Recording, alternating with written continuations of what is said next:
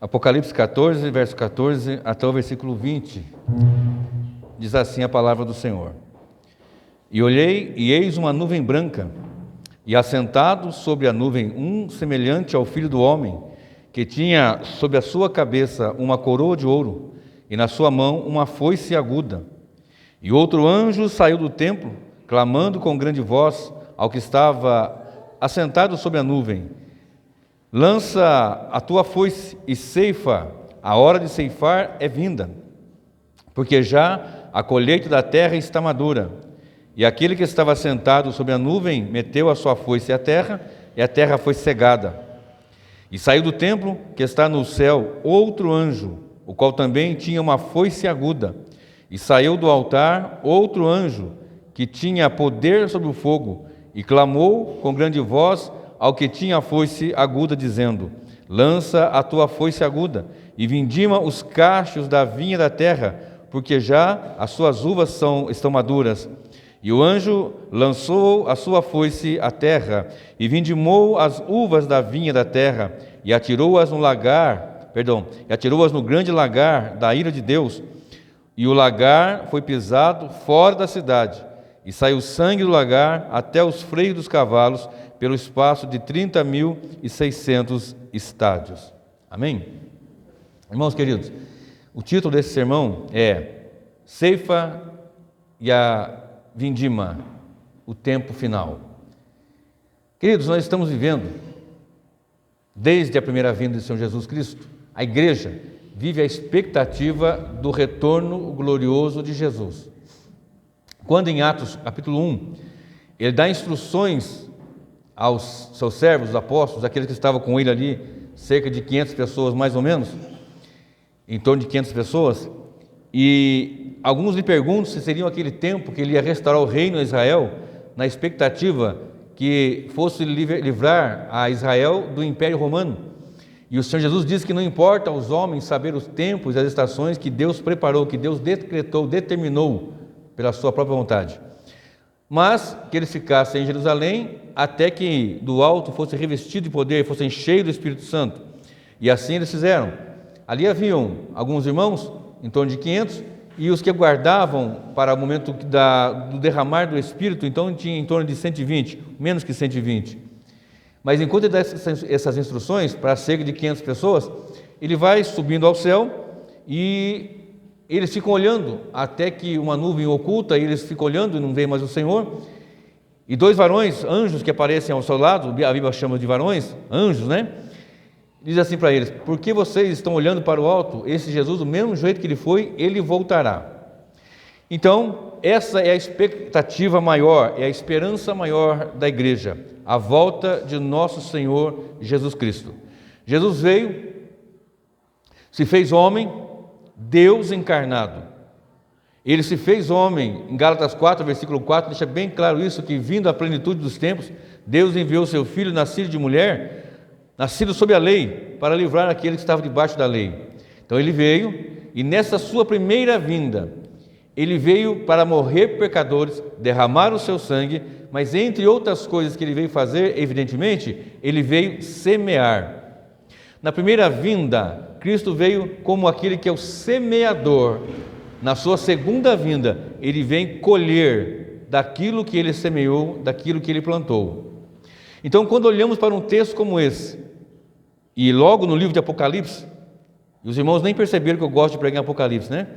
Os irmãos nem perceberam isso ainda. Mas nesse livro de Apocalipse, que muitas pessoas têm assim um certo pavor e medo, eu tenho falado constantemente que é um livro de alegria, de regozijo, de conforto para a igreja. Porque embora todas as lutas que passamos, adversidades, tribulações, angústias, doenças, dores, pesares, nós temos a esperança que o mundo não tem. E a nossa esperança, como canta no hino da harpa, a nossa esperança é a sua vinda. Logo, quando vemos esse texto, onde, iniciando, diz assim: eis uma nuvem branca, e assentado sobre a nuvem um semelhante ao Filho do Homem, e vai descrevendo o Filho do Homem, e diz a sua descrição na sequência, que ele tem uma foice aguda para colher, e a voz do anjo continua clamando: olha, mete a foice e cega a terra, porque a seara está madura. Em certo momento, Jesus instruindo os seus discípulos, e como sempre fazia, ensinava, instruía. O seu ministério era marcado por uma tríplice função, né? Ações. Ele ensinava, ele curava e ele pregava. Onde Jesus passava, ele tinha isso. Ele ensinava, ele curava e pregava. Além disso, evidentemente, ele perdoava, ele curava, ele fazia milagres, ele dava consolo, ele ressuscitava os mortos, enfim. Mas com esta primeira vinda, ele semeou a palavra, ele semeou o evangelho, ele semeou a mensagem. Observe o que diz em Mateus capítulo 13, versículo 37. Mateus capítulo 13, Evangelho de Mateus, e o versículo 37. Olha o que diz assim, a palavra do Senhor. E ele respondendo disse-lhes: o que semeia a boa palavra é o Filho do Homem. A sequência: o campo é o mundo, e a boa semente são os filhos do reino, e os joios são os filhos do maligno, e aqui aquela parábola do joio e do trigo. Mas o que eu quero frisar aqui é: o que semeia a boa semente é o Filho do Homem. Então, intrinsecamente ligada à primeira vinda do Senhor, está evidentemente a sua segunda vinda. Ele veio para cumprir um propósito, para estabelecer a igreja, para estabelecer o reino, para perdoar pecadores, para salvar pecadores, e a sua vinda é certa. Então ele veio e avisando já que veio para fazer isto. Muitas vezes ele disse aos discípulos: importa que o Filho do Homem seja entregue nas mãos dos escarnecedores, dos ímpios, e seja ferido, seja machucado, seja maltratado, mas ao terceiro dia ele ressuscitará. Então ele veio com esse propósito de morrer por pecadores, mas a sua morte tem um significado ímpar na história da humanidade. Certa feita ele disse que se o grão de trigo não morrer, ele não vai produzir. Logo, o grão de trigo ali ele estava falando uma tipologia de si mesmo, do que ele veio. Se o grão de trigo não cair na terra, ele não morrer, não vai produzir. Se ele não morresse, não ia produzir filhos para Deus. Ninguém é filho de Deus se não nascer de novo. As pessoas erroneamente dizem: eu sou filho de Deus. Não, só é filho de Deus quem nasce novamente. Olha só o que está escrito em João capítulo 1, versículo 11 em diante. Veio para o seu, mas os seus não receberam. Mas a todos quantos o receberam, deu-lhes o poder de serem feitos filhos de Deus, os quais não nasceram da carne, nem do sangue, nem do homem, mas de Deus, esse que crê no seu nome. Então, ninguém é filho de Deus até que nasça de novo. Em João 3, no versículo 3 e no versículo 6, o Senhor dá a instrução que aquele que não nascer de novo não pode ver o reino e não pode entrar no reino. E para essa instrução que dava a Nicodemos, ele disse: como eu posso nascer de novo, sendo já adulto, entrando no ventre da minha mãe? Aí ele instrui: não é nascer dessa forma, mas é nascer da água e do Espírito. Aqui está frisado, aqui está marcado, aqui está lançado a palavra do novo nascimento. Então nós nascemos uma vez, quando nascemos naturalmente, e nascemos mortos. Todo ser humano que não tem Cristo está morto em ofensas e pecados. Efésios capítulo 2, versículo 1. E vos vivificou, estando vós mortos em ofensas e pecados. Então todo ser humano, por mais sábio, entendido, eloquente, poderoso em palavras e obras, na política, na ciência, no meio empresarial, corporativo, qual seja essa função, por mais terrível que ele seja em atitudes, se ele não nascer de novo, ele é morto em ofensa e pecado. Isso é fato. Porém, quando Cristo fala no capítulo 5 do Evangelho, e o versículo 24, vai comigo lá, por favor. Evangelho de João, capítulo 5, verso 24 e verso 25, versículo 24 e 25 diz assim: na verdade vos digo que quem ouve a minha palavra e crê naquele que me enviou, tem a vida eterna, e não entrará em condenação, mas passou da morte para a vida. É a palavra que está dizendo. Vou repetir: na verdade vos digo que quem ouve a minha palavra, apenas dar ouvido, não, é ouvir e dar ouvido, não é apenas ouvir. Eu também ouvi, mas eu dei ouvido. Olha só: aquele que ouve a minha palavra e crê naquele que me enviou, tem a vida eterna, e não entrará em condenação, mas passou da morte para a vida. Verso 25: em verdade vos digo que vem a hora, e agora é, em que os mortos ouvirão a voz do Filho de Deus, e os que a ouvirem, viverão. Ora, como mortos vão ouvir a voz do Filho de Deus? Nesse sentido aqui, são mortos espiritualmente, mortos sem Deus, mortos sem Cristo. É lógico que o morto fisicamente também ouve a voz do Senhor. Tanto que, no livro de João, aqui mesmo em João, capítulo 11, ele chama Lázaro e Lázaro vem à vida. Quando estamos no capítulo 7 de Lucas, naquele momento que ele encontra com aquela mulher que vinha no velório na cidade de Naim, aquela viúva já experiente com morte, porque já havia morrido o seu esposo, e agora morreu o seu filho. Então o Senhor, naquele encontro ali, na porta da cidade de Naim, ali naquele momento, a porta chamada Jesus, porta contra porta, portanto, né? Naquele momento ele ressuscita. Quando ele chama o morto fisicamente, ele também vem. Mas aqui o texto, nesse momento, está falando de morte espiritual. E vai chegar um momento, e já chegou, a hora vem, e já chegou, em que os mortos ouvirão a voz do Filho de Deus, e esses que vão ouvir, eles vão ter vida. Logo, nós hoje em Cristo já não somos mais mortos em ofensas e pecados. Nós agora, ao ouvir a palavra e crer em Jesus, recebemos vida para a glória do seu santo nome. Toda a igreja agora está viva e tem uma esperança, uma expectativa que o mundo lá fora não tem. A esperança nossa é a vinda de nosso Senhor e Salvador Jesus Cristo. Voltando aqui para o título para o texto de Apocalipse. E olhei eis uma nuvem branca, e assentado sobre a nuvem branca, um semelhante ao Filho do Homem, que tinha sobre a sua cabeça uma coroa de ouro, e na sua mão uma foice aguda. Coroa de ouro porque ele veio na primeira vinda, e deram-lhe uma coroa de espinhos. Se você conhece o Evangelho, você sabe que Jesus foi coroado com uma coroa de espinhos, quando ele saiu do Getsêmani, do monte onde estava orando, e foi levado a um julgamento que não poderia ser feito daquela maneira, na calada da noite.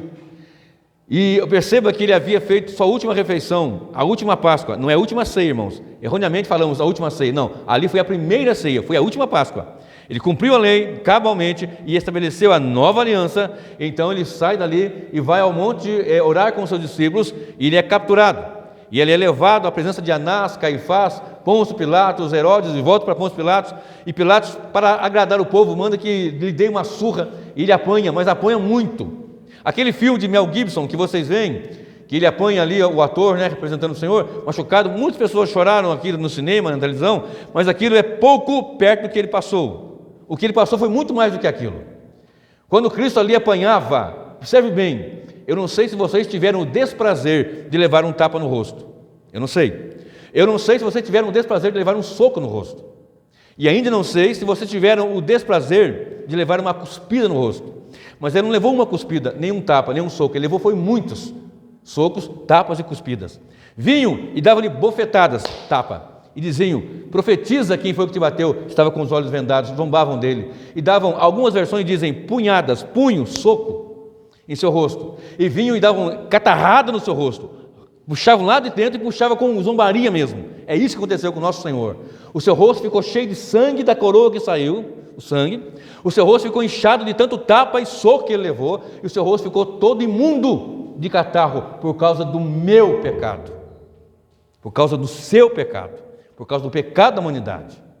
E ali, ferido e sangrando e machucado, zombavam dele, colocaram uma coroa de espinho, um manto ali, zombando dele uma cana, uma vara, e blasfemavam dele, zombavam dele. Ele apanhou muito e levou um açoite terrível. E aquele açoite que bateram ali com aquele chicote, onde tinha pedaço de osso e tinha pedaço de metal, aqueles ossos batiam e cortavam, rasgavam a carne por fora, e aquele osso batia e machucava lá dentro, aquela pancada, aquilo machucou muito. E observe que havia feito uma refeição e saiu dali com fome, ou melhor, da refeição da última Páscoa, que é a primeira ceia, dali então ele não comeu mais nada, e passou a noite inteira sendo zombado, apanhando, sendo afrontado, levando chicotadas, até ele pegar a cruz, levar até o Gólgota, a ponto de não aguentar e cair, e pegar um homem e o Simão Cirineu para que chegasse até no Gólgota, e ali foi crucificado. Colocaram na cruz, cravaram seus dois pés, as suas mãos, e o penduraram no madeiro. A Bíblia diz que essa é uma morte de maldição. Aquele que é pendurado no madeiro era maldição, era maldito. A Bíblia nos informa que ele se fez maldição por nós. Ele se fez pecado por nós, não pecador. Note bem isso, há uma diferença muito grande entre se fazer pecado e se fazer pecador. Ele se fez pecado, ou seja, assumiu o pecado em nosso lugar. Em 1 Pedro 2,24 diz que ele foi levando no seu corpo ao madeiro os nossos pecados. É o que fala em 1 Pedro 2, versículo 24. E deram-lhe uma coroa de espinhos, e aquilo rasgou. Sabe quando você bate no porta-malas do carro? ou na porta, que aquela quina do armário foi feita para bater na cabeça da gente, né? A quina do armário, aquilo sempre estava ali, na hora que você levanta, ela vai ali, é programado já, aquilo existe para bater a cabeça da gente, corta a cabeça, não dói? Agora imagina espinhos imensos, rasgando o couro cabeludo, uma coroa de espinhos. Mas na sua segunda vinda, o texto que eu li com vocês diz: e o filho do homem que tinha sobre a sua cabeça uma coroa de ouro, uma coroa de rei. Ele é rei glorioso, sempre foi e sempre será. Diante de Pilatos, Pilatos perguntou: tu és rei? Tu diz: para isso eu vim ao mundo, para isso nasci. O meu reino não é deste mundo. Ele é rei, ele veio com a coroa, ele veio receber uma coroa de espinho, mas ele voltará coroado gloriosamente, com a coroa gloriosa, porque o nosso Senhor, ele é glorioso, ele vem ceifar. Presta bem atenção nisso. Ele vem cegar a terra, ele vem ceifar, ele vem colher daquilo que ele plantou. Se o grão de trigo não morrer, não vai produzir, mas o grão de trigo ou o trigo morreu, tipologia do Cristo, ele morreu, mas ressuscitou, e quando a Bíblia nos informa que ele morre e ressuscita, nós também ressuscitamos com ele. Isso fala em Filipenses, de maneira que, quando eu olho para um texto como esse, onde está aqui a vinda gloriosa do Senhor, então eu fico observando o seguinte: o que eu sou? Eu sou aquele que vai ser ceifado, ou aquele que vai ser vindimado? O que é uma vindima? Qual é a diferença entre um e outro? Eu vou dizer. E outro anjo saiu clamando com grande voz, dizendo àquele que está sentado sobre a nuvem: lança a tua foice e ceifa, a hora de ceifar-te é vinda, porque já a colheita da terra está madura. O Senhor, no capítulo 4 de João, eu estava dizendo, cortei e voltei a falar agora, ele dizia aos seus discípulos o seguinte: você diz ainda que falta 4 meses para a colheita. Não, a seara está aí madura. Clame ao Senhor da seara, porque levante ceifeiros, porque a seara da terra está aí. Então, o que está acontecendo aqui? Qual é o momento? É o momento final, é o momento que vai fechar a história da humanidade. A história da humanidade caminha para um fim. A história da humanidade não está sem direção. A história da humanidade não está indo ao léu. A história da humanidade está indo no curso que Deus estabeleceu de antemão para a sua glória, pela sua glória e pelo seu poder. Então, o que está acontecendo, muitas vezes as pessoas que não entendem, não conhecem a palavra de Deus, elas pensam que o mundo está indo como um caminhão ladeira abaixo, sem freio. Não, não é isso não. Deus tem o controle de tudo. Toda a história da humanidade. A Bíblia nos informa no livro de Isaías, capítulo 46, versículo 10, se não me falha a memória, diz assim que ele é o que anuncia o fim desde o princípio. Então o que vai acontecer, ele anuncia desde o princípio, porque nós não sabemos o que vai acontecer, não sabemos o que vai acontecer daqui a pouco. Eu nem sei se vou concluir essa mensagem, pode ser que eu caia morto aqui e já esteja no braço do Senhor daqui a pouquinho, e a minha esposa cantando Livre Estou, mas se Ele quiser que sigamos na história, assim vai ser. Por quê? Porque o curso da história está nas mãos do Senhor, e Cristo voltará glorioso e vai ceifar aquilo que Ele plantou. Você é filho do reino ou é filho das trevas? Nós somos a boa semente que Ele plantou, ou somos o joio que vai crescendo junto, mas tem que crescer junto, ele não pode ser arrancado antes, vai crescer junto. Ou seja, na volta do Senhor vai ter joio e vai ter trigo, na volta do Senhor vai ter ímpio e vai ter salvos. Na vinda do Senhor gloriosamente, Ele não virá mais com o rosto cheio de escarro, não, o seu rosto vai reluzir como relâmpago, a sua fronte não terá mais sangue, escarro não, estará gloriosamente, veremos Ele face a face, com o rosto e poder e glória. Assim será a vinda do Senhor, e virá para ceifar. O anjo aqui clamava e dizia: lança a tua foice e ceifa, a hora de ceifar-te é vinda, porque já a colheita da terra está madura. Ele vem numa nuvem. Agora há pouco eu disse que os seus discípulos olhavam para o céu em Atos 1, até que uma nuvem o ocultou. Se você observar lá no livro de Mateus 17, ele sobe ao monte com os discípulos, Pedro, Tiago e João, e ele se transfigura diante dos seus discípulos. Ali aparecem Elias e Moisés, e uma nuvem gloriosa os envolve. Se você observar, quando do término da construção do tabernáculo, lá em Êxodo 40, 34, a nuvem encheu ali o tabernáculo. A mesma coisa aconteceu lá em 2 Crônicas 7, quando Salomão apresenta a dedicação do templo, a glória do Senhor invade aquele lugar ali. Mateus 24, versículo 28, 29 e 30 diz também a palavra do Senhor, que depois das aflições daquele dia, virá o Senhor numa nuvem com grande glória e poder. E aqui o texto está dizendo: Eis que eu vejo a um semelhante ao Filho do Homem numa nuvem, e com uma foice, e com uma coroa. Ele é rei, ele reina, ele tem um reino, ele vem buscar os seus, e vai ceifar, vai colher o trigo, o plantio, a colheita vai ser grande naquele dia terrível. Observe, no livro de 1 Tessalonicenses, capítulo 4, versículo 16, 17 e 18, diz assim: porque o mesmo Senhor descerá do céu, com alarido, com voz de arcanjo e com a trombeta de Deus, e os que morreram em Cristo ressuscitarão primeiro. Depois nós, os que estivermos vivos, seremos arrebatados juntamente com Ele nos ares, e assim estaremos para sempre com o Senhor. O que está dizendo aqui? Esse momento é o momento da vinda do Senhor, e o anjo vai bradar: lança a ceifa, lança a foice e ceifa a terra, e nós vamos ser colhidos e vamos estar para sempre com Ele. Preste bem atenção nisso. E aquele que estava sentado sobre a nuvem, verso 16, meteu a sua foice à terra, e a terra foi cegada. Existe um destino eterno para a igreja, existe um destino eterno para aquela igreja que sofre, que geme, que padece, que prega, que anuncia, que louva, que adora, que a despeito de tantas adversidades e transgressões e perseguições, nós dizendo, e coisas que acontecem com a igreja, ela está caminhando para esse momento, o momento da colheita. Aqueles que partiram estão vivos. Eles estavam vivos no momento que partiram, porque estavam em Cristo, e em Cristo ninguém está morto, está vivo.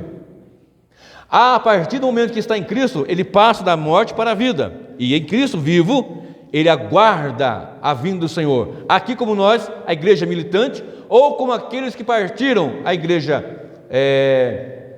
operosa, a igreja já na presença do Senhor, a igreja triunfante, que chamamos. Então a igreja triunfante diante do Senhor, ali na glória eterna. Isso está bem claro em Apocalipse 6. E a igreja militante, aqui, pregando o Evangelho, adorando o Senhor, cantando salmos, louvando o nome dEle e anunciando que Ele voltará. Porém, se alguém morreu, como morreu minha sogra, agora na pandemia, como amigos morreram, como irmãos aqui, se você não tem um parente, algum amigo você tem que perdeu, que morreu agora na pandemia. Em Cristo Jesus, estão aguardando a vinda do Senhor. Em Cristo Jesus, estão esperando ouvir o toque da trombeta. Em 1 Coríntios, capítulo 15, verso 51, está escrito assim: eis aqui vos digo o mistério, na verdade, nem todos dormiremos, aqui é um eufemismo para morrer, nem todos dormiremos, mas transformados seremos todos, no momento, no abrir e fechar de olhos, ante a última trombeta, porque a trombeta soará, e os mortos ressuscitarão incorruptíveis, e nós subiremos ao encontro do Senhor, fazendo a conexão com 1 Tessalonicenses 4,16. Então a igreja caminha para um fim, o fim é ser colhido pelo Senhor. A ceifa acontecerá. Ele veio como semeador, e na sua segunda vinda virá como o segador, aquele que vai colher aquilo que ele plantou. Ele plantou a boa semente. E quem é a boa semente? Os filhos do reino. Por que a boa semente? 1 Pedro, capítulo 1, verso 23, diz assim: que nós não nascemos, que nós somos nascidos de boa semente, do sangue do Cordeiro. Vou ler 1 Pedro 1 e 23. 1 Pedro, capítulo 1, 23. Sendo de novo gerados, não da semente corruptível, mas da incorruptível, pela palavra de Deus, viva e que permanece para sempre. O que é isso? É o que está escrito em 1 Coríntios 10, 17. A fé vem pelo ouvir, e ouvir a palavra de Deus. Logo, quando ouvimos a palavra, demos ouvidos à palavra, cremos em Jesus, nascemos de novo da semente não corruptível, mas da incorruptível, porque está escrito lá em João que ele veio para o seu, mas os seus não receberam, mas a todos quanto recebeu, eu já falei agora há pouco aqui, deu-lhes o poder de serem feitos filho de Deus. Logo, filho de Deus aguarda a vinda de Jesus. A cega vai acontecer, ele vem colher aquilo que ele plantou, aquilo que ele semeou, ele vem colher, ele vem buscar. Na sequência de Apocalipse capítulo 14, no versículo 17 até o versículo 16, 14, 15, 16, é a cega. Ele vem ceifar, lança a foice e cega, colhe. Quando eu chego no versículo 17 em diante, diz assim: e saiu do altar outro anjo que tinha poder sobre o fogo, e clamou com grande voz ao que tinha a foice aguda: lança a tua foice aguda. Quem conhece foice aqui da roça? Aqui a maioria conhece, né? Aquela foice grande, né, que você fica com o cabo longo. Essa aqui não, essa aqui é uma foice curta, porque é para pegar os molhos, junto aos molhos de trigo, e é curta. Não é aquela foice que dá lá longe, não. Ela é curta. Você vem e segura aqui o molho de trigo, curto. O molho de trigo, curtinho, pertinho aqui, ó, juntinho. E vai colhendo juntinho. Está entendendo a analogia aqui? Ele segura o molho e não é aquela foice longa, não. Aqui curtinho, ó. E vai colher pertinho e vai guardando. Corta e vai guardando. Essa foice. E um segundo anjo fala uma coisa tremenda, que é algo tremendo.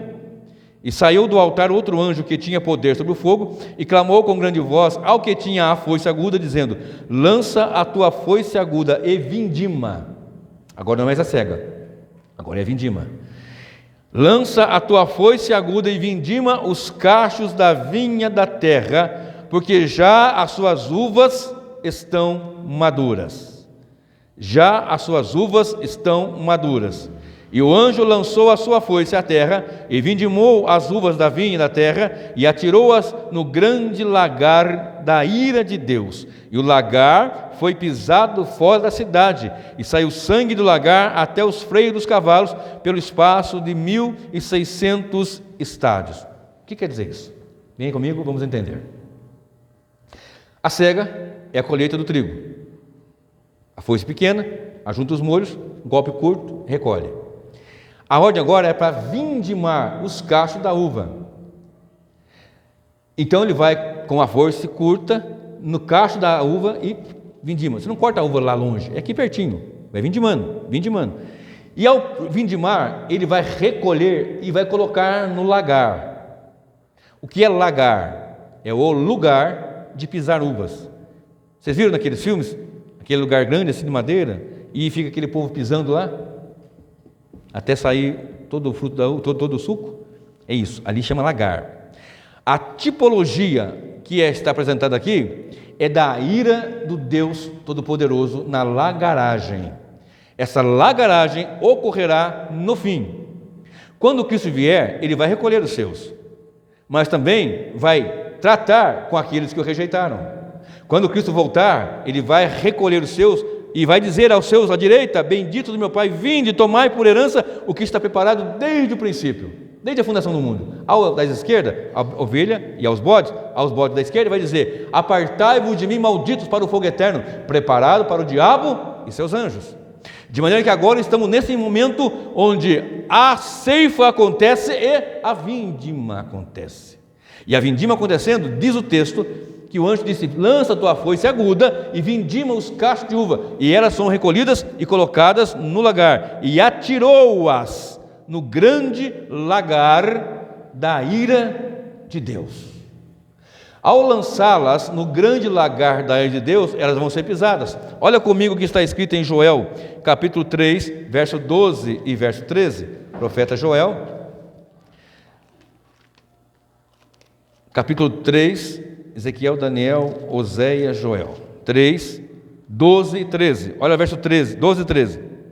Suscitem-se os gentios e subam ao vale de Josafá, pois ali me assentarei para julgar todos os gentios em redor. Lançai a foice, porque já está madura a seara. Vinde, descei, porque o lagar está cheio, e os vasos dos lagares transbordam, porque a sua malícia é grande. Multidões, multidões no vale da decisão, porque o dia do Senhor está perto no vale da decisão. Aqui está apresentado também a cega e a vindima, e com isso a lagaragem também. Volte comigo, estou encerrando já. Colheu então o seu fruto, o trigo, e agora as uvas que são vindimadas são lançadas no lagar da ira. Presta bem atenção, na ira. Atirou-as no grande lagar da ira de Deus. Queridos, é um erro muito grande quando anunciamos o Evangelho e não falamos todo o Evangelho. Quando falamos do Evangelho, não podemos dizer apenas: Jesus que te ama, claro que Ele ama. Jesus é maravilhoso, claro que Ele é maravilhoso. Jesus salva, cura, claro, evidentemente. Jesus é amor, claro, Deus é amor, Ele é Deus, Ele é amor. Mas a Bíblia não omite toda aquilo que nos cabe conhecer. Eu sempre estou dizendo que a Bíblia não é exaustiva em apresentar a Deus, mas ela é objetiva, ela é suficiente em apresentar a Deus. E Deus, Ele é apresentado como um Pai, mas também como um fogo que consome. Ele é apresentado como um Pai amoroso que conhece a nossa estrutura e lembra que somos pó, Salmo 103, 13 e 14, porém também é apresentado como um fogo que consome. O próprio Senhor Jesus Cristo veio como um Cordeiro de Deus que tira o pecado do mundo, João 1, 29, mas o mesmo Senhor Jesus virá como o vingador de Deus. O mesmo Jesus que veio para morrer na cruz do Calvário, que sofreu, que levou cuspida, levou escarro, levou tapa, foi afrontado e nunca jamais pecou, o mesmo Jesus que nunca cometeu pecado, nunca achou-se nele uma mácula, uma mancha, jamais. Eu peco todo momento, todo dia, toda hora. Jesus, em toda a sua vida humana aqui, ele nunca sequer cometeu uma iniquidade, um pecado, nada se encontrou nele, nada, absolutamente nada. Mas ele morreu para que eu pudesse ter vida, ele morreu para que você pudesse ter vida. Agora, aqueles que o rejeitam, aqueles que o negam, aqueles que não o querem, vão estar sendo vindimados e serão lançados no lagar do furor da ira do grande Deus. A grande ira de Deus será derramada nesse dia. Preste bem atenção no que eu vou ler agora. Apocalipse 19, versículo 11. Apocalipse 19, versículo 11. Diz assim a palavra do Senhor. Em diante. Apocalipse 19, verso 11 em diante. E vi o céu aberto, e eis um cavalo branco, e o que estava sentado sobre ele chama-se Fiel e Verdadeiro, e julga e peleja com justiça. Aqui é Cristo voltando. Preste bem atenção. E os seus olhos eram como chama de fogo, e sobre a sua cabeça havia muitos diademas, e tinha um nome escrito que ninguém sabia, senão ele mesmo. E ele estava vestido de uma veste tingida em sangue, e o nome pelo qual se chama é a Palavra de Deus. Preste atenção que eu vou dizer aqui, abre um parênteses aqui. Essa mancha de sangue nele aqui não é do sangue derramado por pecadores. Esse aqui é da lagaragem, de pisar, é do sangue dos ímpios, daqueles que o rejeitaram. Preste bem atenção nisso. E estava vestido de uma veste tingida de sangue, e o nome pelo qual se chama é a Palavra de Deus. E seguiram-no os exércitos do céu em cavalos brancos, e vestidos de linho fino, branco e puro. E da sua boca saía uma aguda espada. Aqui no momento final, no último dia, no grande dia glorioso, onde Cristo voltará e destruirá toda a força do mal, Satanás, o anticristo, a besta, o falso profeta, a grande Babilônia, o mundo ímpio. A única arma que haverá ali será a palavra que sai, a espada que sai da sua boca. Presta bem atenção. E estava vestido de uma veste tingida de sangue, e o nome pelo qual se chama é a Palavra de Deus. E seguiram-no os exércitos no céu em cavalos brancos, e vestido de linho fino, branco e puro. E da sua boca saía uma aguda espada para ferir com ela as nações, e ele as regerá com vara de ferro. E ele mesmo é o que pisa o lagar do vinho, do furor, da ira do Deus Todo-Poderoso. E no manto e na sua coxa tem escrito este nome: Rei dos Reis e Senhor dos Senhores. E aqui continua o texto, vou parar por aqui. Então você tem a noção do que está acontecendo? Mateus 24, versículo 28, olha o que diz. Mateus capítulo 24, e o versículo 28, olha só o que diz. Porque onde quer que estiver o cadáver, ali se ajuntarão as águias. E logo depois da aflição daqueles dias, o sol escurecerá, e a lua não dará a sua luz, e as estrelas cairão do céu, e as potências do céu serão abaladas. E então aparecerá no céu o sinal do Filho do Homem, e todas as tribos da terra se lamentarão, e verão vir o Filho do Homem, vindo sobre as nuvens no céu, com poder e grande glória. E ele enviará os seus anjos com rígido clamor de trombeta, os quais ajuntarão os seus escolhidos desde os quatro ventos, de uma a outra extremidade do céu. Aqui temos pessoas com medo, temos pessoas com pavor, porque está escrito: e se lamentarão todos os povos da terra. E eu já disse aqui pregando, né, no outro tempo, que esses que vão clamar assim são os povos da terra, aqueles que não são nascidos de novo, porque os nascidos de Deus, os nascidos de novo, eles são do céu. Então esses que são da terra vão se lamentar, mas nós seremos ajuntados desde os quatro cantos da terra para a presença santa e soberana do Senhor. Ele voltará, recolherá os seus para a sua glória e louvor. Mas para aquele que o rejeita, para aquele que não quer, serão lançados no lagar do furor da ira de Deus, e Deus pisará, o Senhor Jesus vai pisar Ele mesmo, aquele cordeiro manso, humilde, que não abriu a sua boca, que foi como um cordeiro mudo até o matador, e ali morreu e ressuscitou. Ele ali morreu por pecadores, mas voltará para buscar os seus e para vingar daqueles que não o recebem. Eu sempre disse aqui que as minhas pregações não são para pular, são para reflexão e choro. Que se nós estamos brincando com Deus, vai chegar um dia de tratar as contas com Ele. Atos 17:31. Há um dia determinado por Deus para juízo. E disso deu certeza a Deus, ressuscitando Jesus Cristo. Agora abra comigo a sua Bíblia, aqui eu vou encerrar. Em 2 Tessalonicenses. Capítulo 1. Segunda Epístola do Apóstolo Paulo aos Tessalonicenses. Capítulo 1. Versículo 3 ao versículo 12, e aqui eu vou encerrar. Sempre devemos, irmãos, dar graças a Deus por vós, como é justo, porque a vossa fé cresce muitíssimo e o amor de cada um de todos vós aumenta, e cada um de todos vós aumenta de uns para com os outros, de maneira que nós mesmos nos gloriamos de vós nas igrejas de Deus por causa da vossa paciência e fé em todas as vossas perseguições e aflições que suportais. Prova clara do justo juízo de Deus, para que sejais havidos por dignos do reino de Deus, pelo qual também padeceis. Se de fato é justo diante de Deus que dê em paga tribulação aos que vos atribulam, e a vós, que sois atribulados, descanse conosco, quando se manifestar o Senhor Jesus desde o céu, com os anjos do seu poder, presta atenção, com labareda de fogo, tomando vingança daqueles que não conhecem a Deus e dos que não obedecem ao Evangelho de nosso Senhor Jesus Cristo, os quais por castigo padecerão eterna perdição longe da face do Senhor e da glória do seu poder, quando vier para ser glorificado nos seus santos e para se fazer admirável naquele dia em que os que creem, porquanto o nosso testemunho foi crido entre vós. Por isso também rogamos sempre por vós, que o nosso Deus vos faça dignos da sua vocação e cumpra todo o desejo da sua bondade e a obra de fé com poder, para que o nome do nosso Senhor Jesus Cristo seja em vós glorificado e vós nele, segundo a graça de nosso Deus e do Senhor Jesus Cristo. Ele voltará como vingador. Ele veio e bateram no seu rosto. Quando ele voltar, ninguém encosta nele mais para bater. Ele recebeu uma coroa de espinho, ele virá coroado em glória e majestade. Deram-lhe ali coisas imundas para que ele bebesse, coisas terríveis, na verdade. Mas ele virá, e da sua boca haverá uma espada afiada e aguda. Ele vai tratar comigo, vai tratar contigo. Como nós estamos andando? Como estamos vivendo? Na vinda do Senhor, aquele sentado sobre a nuvem ouvirá a voz, lança a tua foice e cega, porque a terra está madura.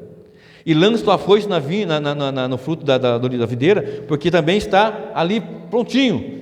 Ele vai lançar no lagar. E agora? Qual Jesus nós esperamos? Aquele que é cordeiro ou aquele que é leão? Ao mesmo tempo, leão e cordeiro. Nós todos vamos estar diante dele. Ele diz assim na sua palavra lá em João 3, e depois em João 12, que quando ele fosse levantado da terra, atrairia todos para ele. E todos serão atraídos, uns para a salvação e outros para juízo. Feche seus olhos, curva sua cabeça. E agora nós vamos orar. Pai de amor e bondade, nós te damos graças e te louvamos, Senhor.